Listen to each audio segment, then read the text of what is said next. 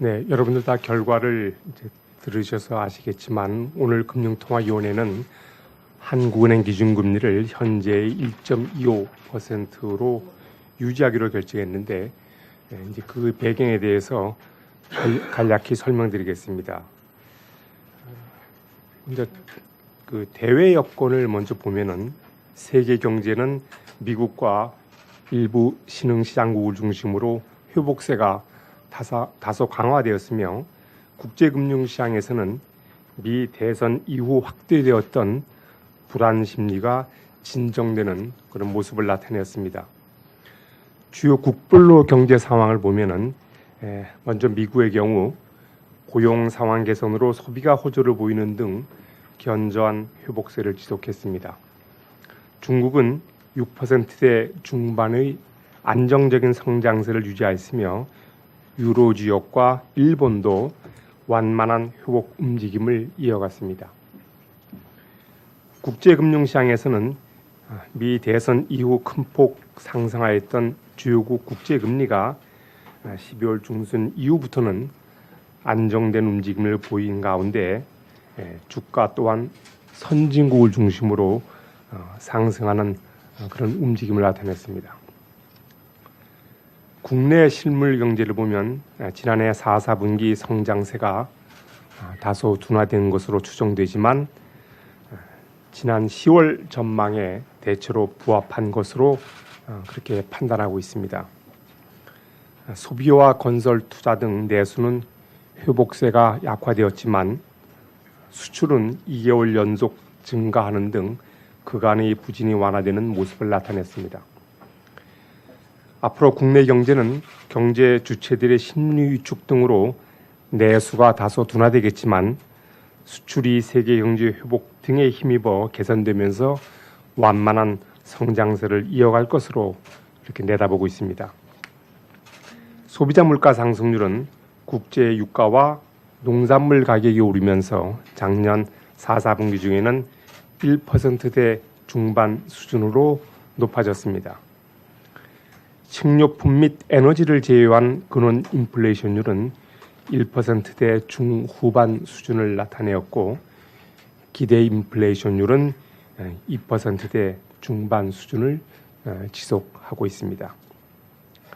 앞으로 소비자 물가 상승률은 점차 높아져서 1%대 후반 또는 물가 안정 목표인 2%에 근접한 수준을 나타낼 것으로 예상하고 있습니다. 국내 금융시장에서는 국제금융시장이 안정되면서 주가와 장기 시장 금리의 변동성이 다소 축소되었습니다. 다만 원 달러 환율은 미 달러와 강세 등으로 상승세를 이어가다가 1월 들어 미 연준 금리 인상에 대한 기대 변화 등의 영향을 받으면서 큰 폭으로 등락하는 등 높은 변동성을 나타내었습니다. 한편 그 금융 안정 측면을 살펴보면 주택 가격은 정부의 주택 시장 안정 대책의 영향으로 수도권을 중심으로 오름세가 둔화되는 모습을 보였습니다. 가계 대출은 지난달 은행 대출의 증가 규모가 큰 폭으로 축소되었으나 이는 그 일시적 요인에도 원인이 있으므로 앞으로 추세적으로 둔화될지 여부는 좀 더 지켜봐야 되겠습니다.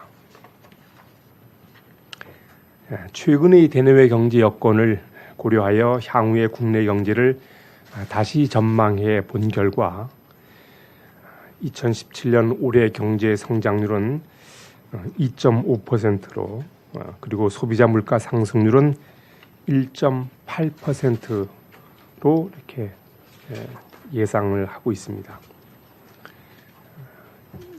경제 전망의 자세한 내용은 오늘 오후에 조사국에서 여러분께 별도로 설명드릴 계획으로 있습니다.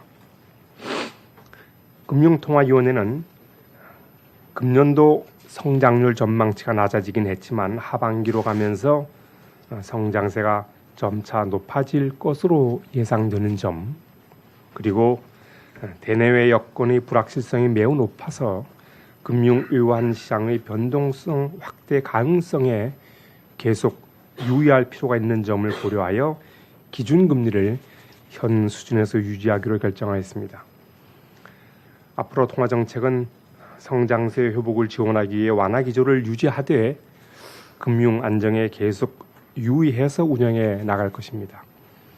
특히 미국 신정부의 정책 방향과 연준의 통화정책 정상화 추이와 그 영향, 그리고 가계부채의 움직임의 추세적 변화 여부 등을 면밀히 점검해 나가도록 하겠습니다. 오늘 한국은행 기준금리를 현 수준에서 유지하기로 한 금통위의 결정은 전원 일치였습니다. 예, 그럼 지금부터 질문을 받겠습니다. 질문을 하실 때에는 소속과 성명을 밝혀주시면 감사하겠습니다.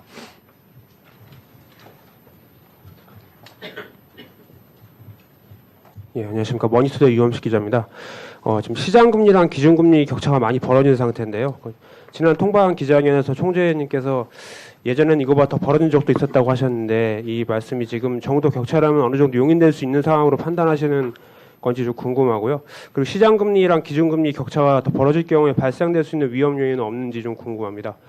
또 하나 여쭤보면 이제 그 한은이 올해 완화적 통화 정책을 유지하겠다고 지금 밝히고 있는데요. 시장에서는 그 미국 금리 인상 추이에 따라서 올해 하반기 금리 인상 가능성이 계속 거론되고 있습니다. 한은이 구상하는 그 정책 의미에 대해서 좀 더 명확한 설명이 필요할 것 같습니다. 그 지난번 국회 현안 보고에서 그 미국이 올해 3회 금리를 올려도 가만히 있겠다는 의미가 아니다라는 질문에 그건 아니다는 식으로 이렇게 발언하셨는데 이 발언의 의미를 좀 더 명확하게 좀 설명해 주셨으면 합니다. 끝으로 연초 2% 중반 성장 전망은 외환위기 이후 처음인 것 같은데 정부도 지난해부터 3% 성장에 점차 비관적으로 바뀌는 분위기인데요. 국내 잠재 성장률이 더 떨어진 것이 아닌지 좀 궁금하고요. 잠재 성장률을 좀 다시 추산할 계획은 없는지 이 부분에 대해서 말씀 주십시오. 네, 지금 우리 유 기자께서 지적하신 대로 지난해 11월 이후에 시장금리와 기준금리와의 격차가 많이 확대되었습니다. 그렇지만은 그 전에 그 기준금리와 시장금리가 너무 붙어 있었던 점을 감안을 하면은 최근의 변동 수준만을 가지고 그 일률적으로 평가하기는 어렵다 이렇게 생각합니다. 실제로 지금의 그 예를 들면 국고채 3년물과 기준금리와의 격차를 보면 과거 어떤 그 평균적인 수준에서 벗어나지 않은 그런 수준입니다. 그런데 시장금리는 여러분도 잘 아시지만 그 거기에 결정을 하는 그 요인이 대단히 많습니다. 그 우선 경기에 대한 전망이라든가, 그다음에 통화 정책에 대한 기대, 또 글로벌 시장금리, 또 그에 못지않게 또 채권 시장에서의 수급 등 그 다양한 요인에 의해서 시장금리가 결정이 됩니다. 그래서 시장금리와 기준금리의 어떤 그 용인될 수 있는 범위가 어떤 특정 수준으로 그렇게 한정질 수는 전혀 없는 일입니다. 그래서 지금 이 수준이 뭐 용인할 수 있는지 없는지는 일률적으로 얘기할 수 없다는 말씀을 드리고,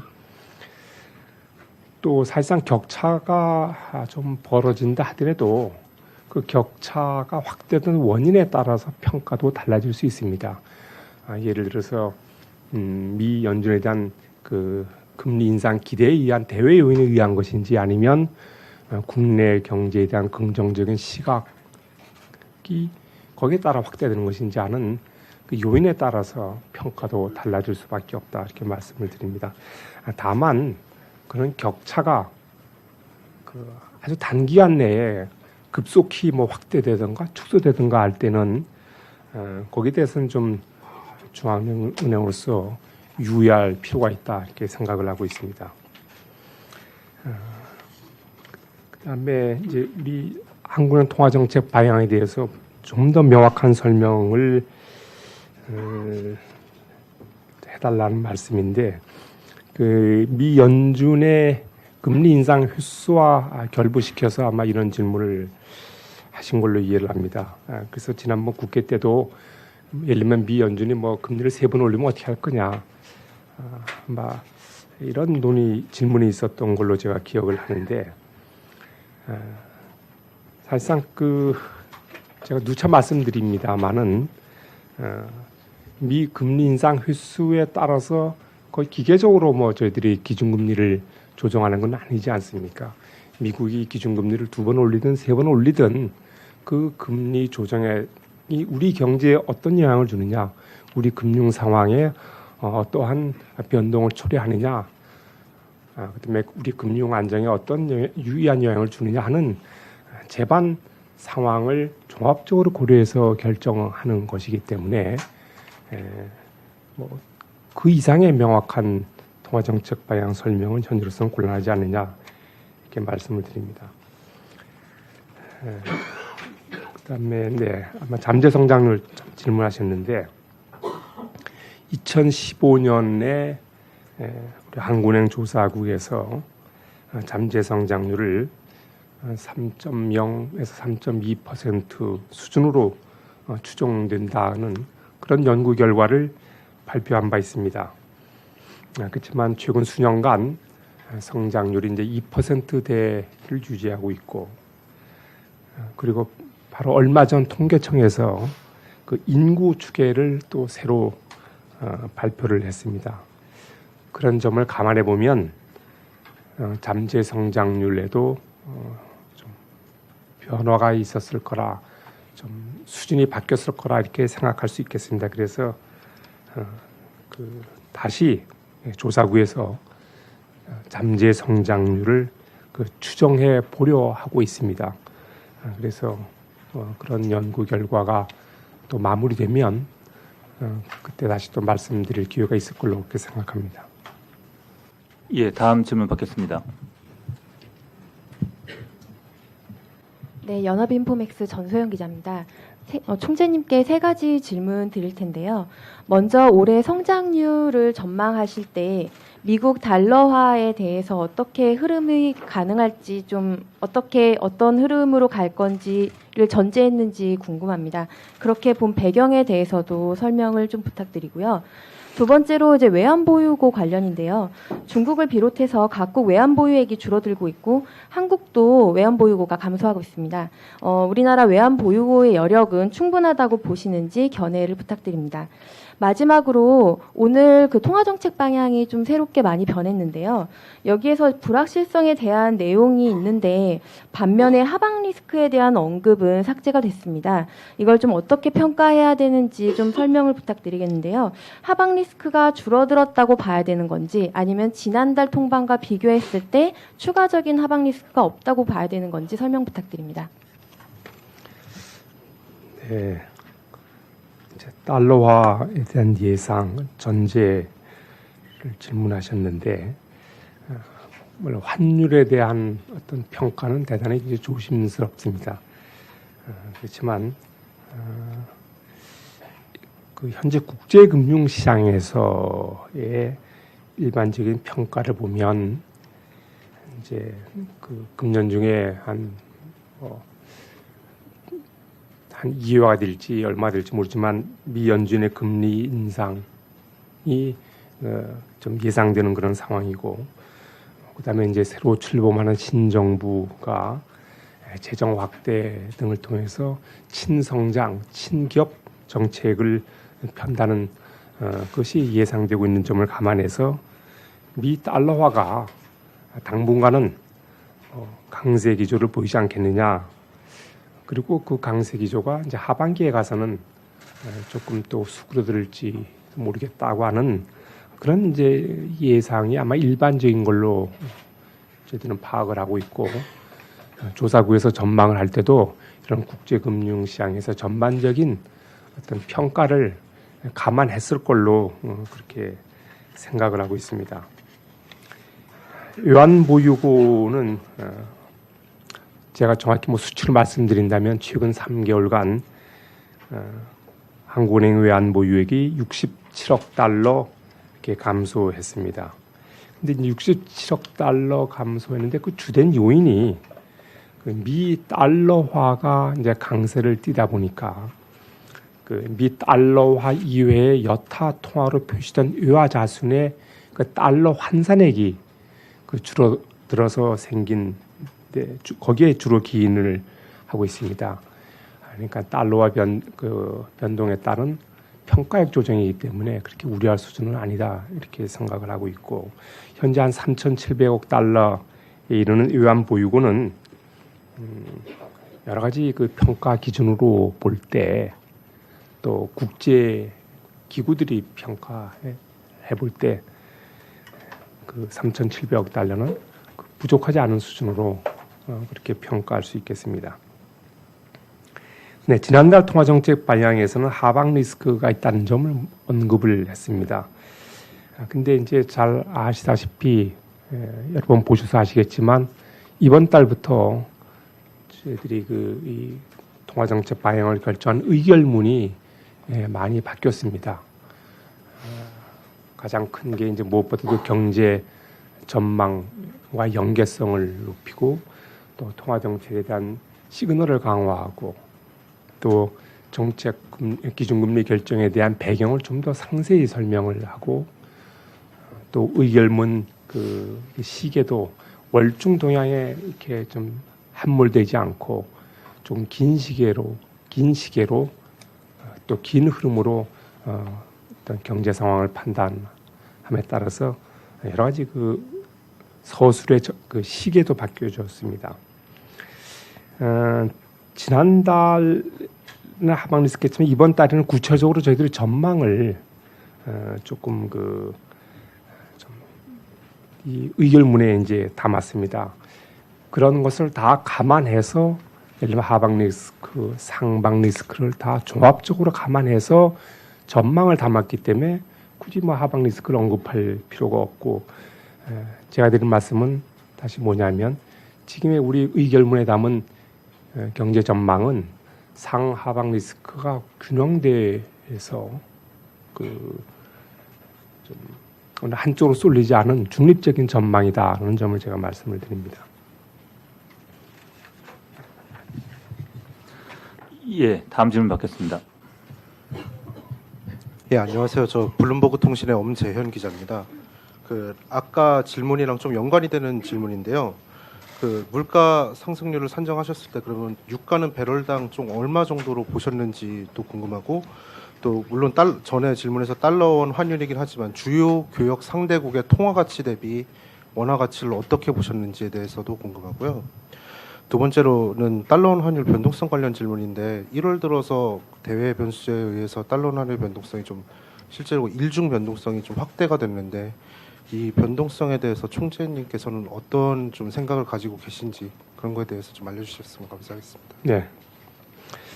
유가는 들이 이제 이게 전제를 할 때 이런 에너지 관련 전문 연구기관의 시각을 저희들이 종합적으로 이제 평가를 해서 저희들이 판단을 하고 있는데, 물론 유가 같은 경우는 이제 금년에 변수가 많습니다. 가장 큰 것이 이제 감산 합의가 있고, 그다음에 또 경기 회복에 따른 수요 증가가 어느 정도 되느냐, 그다음에 또 유가가 상승할 때 대체 에너지, 예를 들면 세일가스의 개발이라든가 하는 것을 이제 종합적으로 고려해서 또 많은 기관의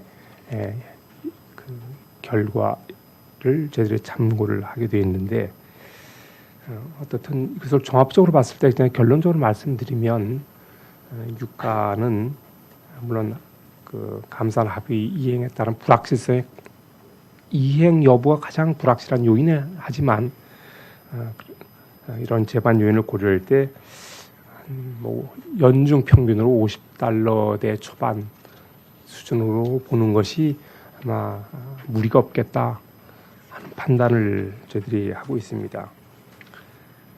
주요국 통화에 대한 원화 가치를 말씀하시는데, 환율에 대한 평가는 이제 대단히 조심스럽다는 말씀을 드리고, 결국 이제 달러화에 대한 시각인데, 그건 앞에 말씀드렸습니다. 국제 금융 시장에서 일반적으로 보는 어떤 그런 대체적인 그런 전망을 실무자들이 전망을 할 때 그것을 감안했을 걸로 저는 그렇게 판단을 하고 있습니다. 네, 최근 들어서 원 달러 환율의 변동성이 이제 확대되고 있습니다.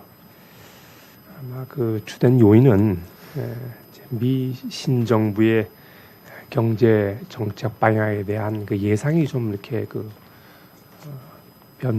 변화가 있다든가, 또는 미 연준의 금리 인상 속도, 횟수, 거기에 대한 기대가 이렇게 수시로 좀 바뀌면서 환율의 변동성이 높아지고 있습니다. 원화 환율이 비교적 또 다른 신흥국 통화하고 이게 비교할 때도 좀 비교적 변동성이 높은 것이 사실입니다. 이제 이유는 저희들이 볼 때는 원화가 아무래도 이제 풍부한 유동성을 바탕으로 해서 자유롭게 거래되면서 또 신흥국 통화의 대용 수단으로 활용되고 있는데도 또 부분적으로 기인한다, 이렇게 보고 있습니다. 원화 환율에 이렇게 좀 변동한다는 것은 긍정적으로 본다면 가격 기능이 원활하게 작동한다는 의미가 아니겠느냐, 이렇게 이제 볼 수도 있겠습니다. 그렇지만은 변동성이 좀 지나치게 높다고 그렇게 높은 상황이 된다면은 아무래도 이제 경제 주체들의 소비라든가 투자 등 경제 행태, 경제 행위에 어떤 부정적 영향을 미칠 수 있기 때문에 중앙은행으로서는 그런 변동성이 지나치게 확대되지 않도록 좀 시장 여건을 면밀히 모니터링해 가면서 좀 쏠림 현상이 나타나지 않는가, 이걸 저희들이 좀 주의 깊게 보고 있다, 이런 말씀을 드립니다. 예, 다음 질문 부탁드립니다. 네, 총재님 안녕하세요. 매일경제 부장원 기자입니다. 지난해 11월부터 소비자 심리 지수가 이렇게 급격하게 하락하는 추세를 보였는데요.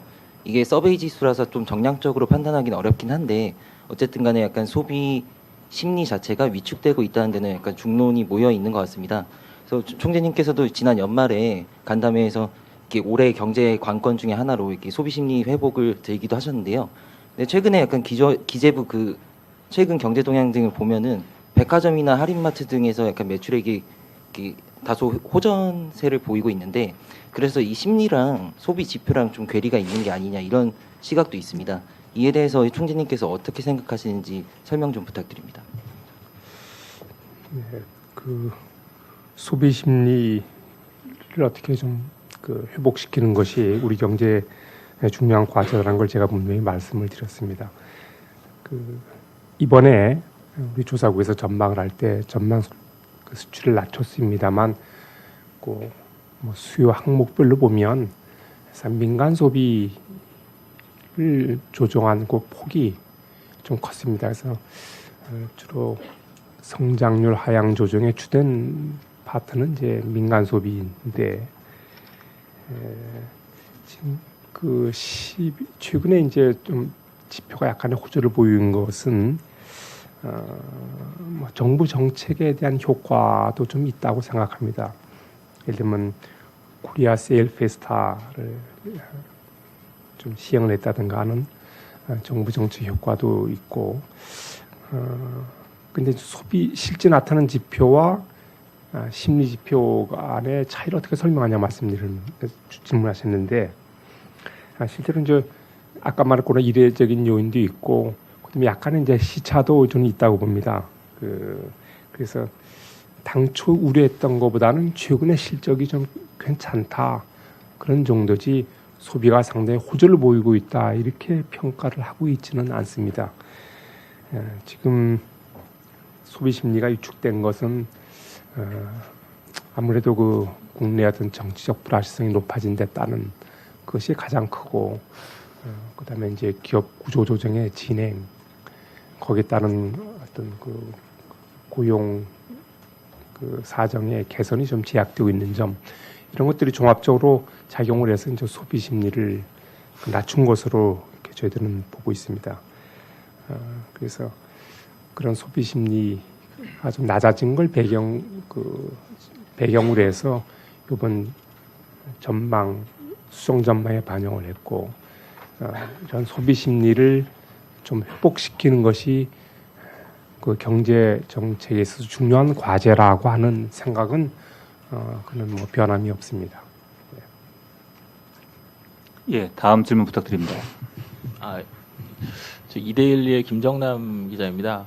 그 두 가지 질문 정도 드리겠는데요. 앞서 뭐 민간 소비 쪽 질문을 했는데 저는 기업 쪽 좀 질문을 좀 드리고 싶은데요. 최근에 그 일부 경제단체들 중심으로 해가지고 기업 심리가 좀 외환 위기 수준으로 떨어졌다는 일부 발표들이 좀 있었습니다. 그런데 이게 일부 거시 지표들, 그러니까 수출이나 경상수지 같은 걸 보면 좀 반등하는 기미가 좀 보이고요. 그 다음에 이제 뭐 예를 들어 최근 이제 어닝 시즌이 다가오는데요. 반도체 디스플레이나 아니면 화학업체들도 굉장히 지금 실적이 좋을 것 같다는 예상들이 많이 나오고 있는데요.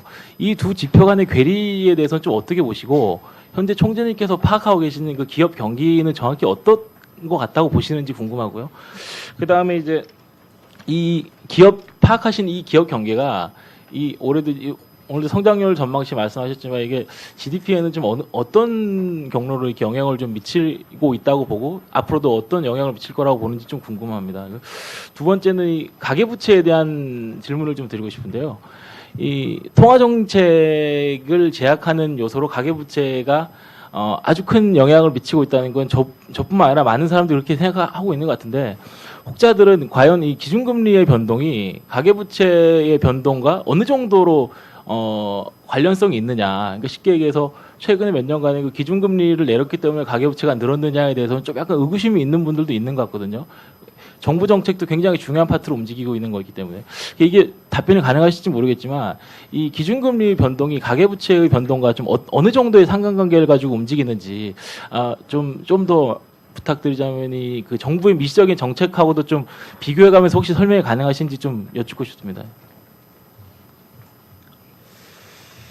네, 우선 기업 경기 심리와 실적 요 약간 또 차이가 있다는 말씀을 하셨는데 최근에 이제 기업들의 그 뭐 수익 상황이라고 할까요? 뭐 결산 상황 이런 걸 보면은 지금 우리 그 김 기자께서 말씀하신 대로 실적이 이렇게 나쁘지 않습니다. 기업의 실적이 이제 호조를 보이고 있는 것은 뭐 몇 가지 이유로 설명할 수 있겠습니다만 우선 기업 외적 요인으로 보면 그 소위 원자재 가격이 이제 많이 낮은 원자재 가격에 대한 좀 혜택이 있었고, 그다음에 아까 지적하셨던 반도체를 비롯한 IT 업계의 어떤 그 업황이 상당히 호전된 점, 그리고 그 환율이 상승한 것도 기업의 그 수지 상황을 호전시키는 요인이 됐을 겁니다. 또 이에 못지않게 저희들이 또 그 중요한 요인이라고 보는 것 중에 하나가 이제 기업들이 그 지난해 여러 가지 경영이 여건이 안 좋다고 하니까 자구 노력을 상당히 열심히 했습니다. 그래서 기업 스스로의 어떤 그런 자구 노력의 결과도 수지 상황을 개선시키는데 좀 일조를 했다 이렇게 생각을 합니다. 그렇지만은 기업 심리를 조사해 보면 기업 심리는 아무래도 그 앞으로의 상황에 대한 그 미래 상황에 대한 신뢰를 주로 나타내는 지표가 되겠습니다. 뭐 국내 상황으로 보나 특히 그 대외 여건의 불확실성이 워낙 높다 보니까 기업들의 어떤 그 심리가 거기에 좀 그 위축을 받지 않았나 이렇게 생각을 하고 있습니다. 그래서 기업 그런 심리 위축이 오래 지속이 된다고 한다면 분명히 투자와 고용을 통해서 우리 성장에 영향을 줄 것으로 이렇게 생각을 합니다. 가계부채는 이제 기준금리와 가계부채와의 관계인데, 이게 원론적인 얘기입니다만, 이제 금리 정책을 완화 기조로 끌고 간다고 하는 것은 어떤 경제 주체들의 어떤 차입 코스트를 절감을 해서 소비와 투자를 그 진작시키는 그런 목적으로 이제 완화 기조를 주로 펴게 됩니다. 당연히 어떻든 그 기업이든 가게든 물론 부채를 좀 늘리는 요인으로 작용할 수밖에 없습니다. 그래서 그것을 무슨 계량적으로 저희들 어떤 모델을 통해서 뭐 조금 그 숫자는 추정할 수 있겠지만 저희들이 여기서 뭐 이렇게 그걸 정량화해서 이렇다고 말씀드리기는 이제 곤란하고, 지금 우리 김 기자께서 지적하셨던 대로 가계부채 늘어나는 데는 정부의 어떤 정책도 대단히 큰 영향을 줬습니다. 잘 아시지만 이제 그 부동산 대책이라든가 어떤 대출에 대한 규제 완화라든가 하는 정부 대책도 같이 영향을 줬기 때문에 저희들이 지금 뭐 다시 말씀드리면 그러한 그 정부의 미시적인 대책과 금리 대책이 다 가계부채에 영향을 줬겠습니다만, 이것은 서로 뭐 정량적으로 비교하기는 좀 곤란하지 않느냐 이렇게 생각을 하고 있습니다. 예, 다음 질문 받겠습니다. 네, SBS CNBC 김현우 기자입니다. 총재님께 먼저 올해 물가가 2%를 넘기지 않을 것이라고 전망하셨는데 그 예상치를 혹시 넘길 리스크는 없는지 궁금하고요. 그리고 지금 체감 물가는 굉장히 높아지고 있는데 지금 내수 부진 등 경기가 안 좋은 상황에서 체감 물가가 올라가는 게 스태그플레이션이 아닌지 걱정이 됩니다. 이 부분에 대해서 어떻게 생각하시는지 하고요. 그리고 하반기에 예상과 달리 수출이 부진하면은 경제 성장률은 2.5%에도 못 미칠 수 있는데 이러면 정말 스태그플레이션이 왔다고 할 수도 있을 것 같은데 총재님이 생각하시는 스태그플레이션의 기준과 거기에 대해서 한국은행이 대응책, 뭐 정책이 있는지가 궁금합니다. 네, 지금 2% 물가 2%를 상회할 가능성인데 저희들이 물론 2%를 뭐 넘을 가능성을 뭐 전혀 배제할 수 없겠습니다만, 저희들이 현재 이용 가능한 어떤 모든 정보를 가지고 분석을 해보면 일단 저희들은 연평균으로 이제 1.8%로 예상을 하고 있습니다. 그것이 물론 이제 지난해와 금년에 그 물가에 큰 영향을 주는 게 이제 유가가 되겠는데, 금년에는 유가가 이제 오히려 물가를 높이는 요인으로 작용을 하기 때문에 저희들은 막 조만간 이제 물가가 1%대 중후반 수준으로 갈 걸로 보입니다만, 그런 요인이 이제 어느 정도 좀 완화된다고 하면 결국 수요 면에서의 압력이 어느 정도인가 하는 것이 이제 관심이 될 겁니다. 그렇지만 저희들이 조금 전에 말씀드렸듯이 금년도 경제 성장률이 2%대, 물론 하반기로 가면은 좀 회복세가 높아질 걸로 보입니다만, 그래도 수요 면에서의 물가를 끌어올릴 만큼의 어떤 그런 그 물가 상승 압력은 크지 않다 이렇게 보고 있습니다. 물론 체감 물가와 지표 물가가 교류되는 요인은 뭐 너무나도 잘 아실 것 같아서 제가 이제 굳이 설명은 생략을 하고, 그리고 스태그플레이션으로 갈 가능성을 이제 말씀을 하셨습니다. 아까 성장에서도 말씀드렸고 물가도 제가 조금 전에 말씀드렸듯이 물가가 지난해보다는 금년이 좀 높아진다고 하더라도 물가 안정 목표로 정한 2%를 넘을 것 같지 않다는 점, 그리고 공급적 요인을 제외한 그 수요 면에서의 물가 상승 압력이 그리 우려할 만한 상황이 아니라는 점, 그리고 또 성장률을 보면 연간 2.5%지만 기간별로 나눠서 보면 하반기로 가면서 점차 높아져서 어떻게 하반기쯤 가면은 그 성장 속도가 잠재 성장률 순에서 크게 벗어나지 않을 것이라는 점, 이런 것을 감안하면 스태그플레이션으로 평가할 수는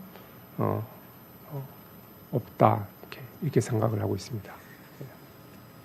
그래서 스태그플레이션이라고 저희들이 그런 상황으로 예상하지 않기 때문에 아까 스태그플레이션에 대처를 물어보셨는데, 일단 그 성장과 물가의 판단은 제가 이렇다는 말씀을 드립니다. 예, 다음 질문 부탁드립니다. 네, 조선비즈의 조기동 기자입니다.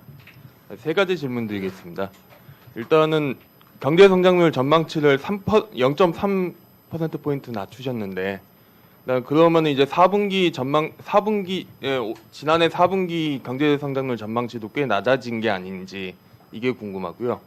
두 번째로는 이게 0.3% 포인트 정도 낮추신 이유가 구체적으로 산업이라면 어떤 섹터에서 문제가 발생했는지 아니면은 뭐 소비 자체만 위축이 된 건지 임금 소득이 줄었는지 그런 메커니즘에 대해서 어떻게 보시는지가 궁금하고요. 세 번째는 지난 12월 금통위 의사록을 보면은 그 정부의 디플레 기조에 대해서 우려를 하시고 그 금통위원 분들이 정부의 재정 정책에 대한 이러한 우려를 기재부 쪽에 전달했으면 좋겠다는 의견을 표명하시더라고요. 관련해서 기재부 등 정부와 협의가 진행된 게 있는지 그리고 앞으로 그러한 금통위원 분들의 입장은 계속 유지가 되고 있는지가 궁금합니다.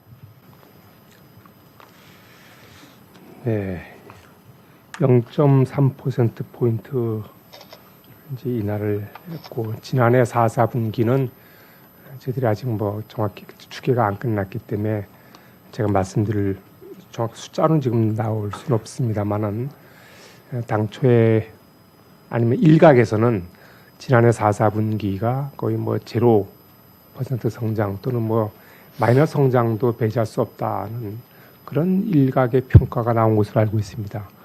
그렇지만 저희들이 가능한 모든 데이터로 이렇게 종합해서 보면 그 제로나 마이너스 상황은 아니라고 보고 물론 그 이전 분기에 비해서 성장세가 뭐 둔화됐다고는 판단은 되지만 그래도 소폭의 플러스 성장을 한 것으로 저는 평가를 하고 있습니다. 구체적으로 전망 그 조정의 내역을 이제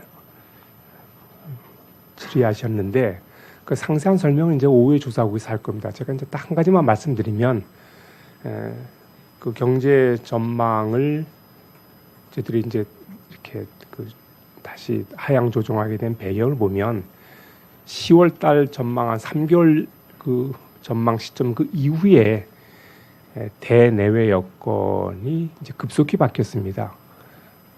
특히 바깥의 여건을 보면 미 대선 이후에 시장 금리 상승, 미 달러화 강세, 그리고 보호 무역 그 주의에 대한 우려, 그다음에 미 연준의 금리 인상이 물론 예상되었습니다만 그 이후에 대한 어떤 기대 변화, 이렇게 대외 여건이 많이 바뀌었고 국내 상황도 물론 경제적인 어떤 요인의 변화가 많이 있었기 때문에 이런 것은 이제 그에 따른 그 심리 위축을 반영해서 저희들이 이번에 전망을 하향 조정하게 됐고 그 내역별로 보면 민간 소비가 생각했던 것보다 좀 더 둔화되지 않을까 하는 것이 이번 조정의 주된 이제 포인트가 되겠습니다.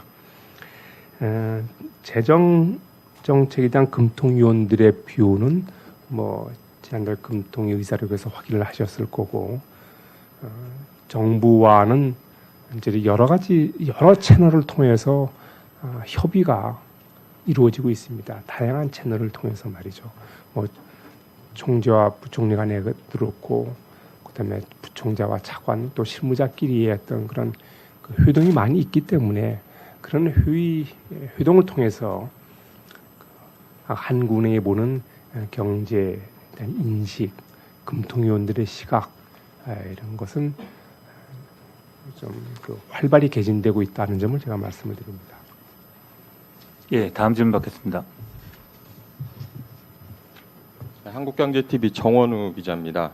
올해 집값이 하락할 것이라는 전망이 아무래도 우세한 것 같은데요. 현재 가계부채 상황에서 금융 리스크로 번질 우려는 없는지 일단 궁금하고요.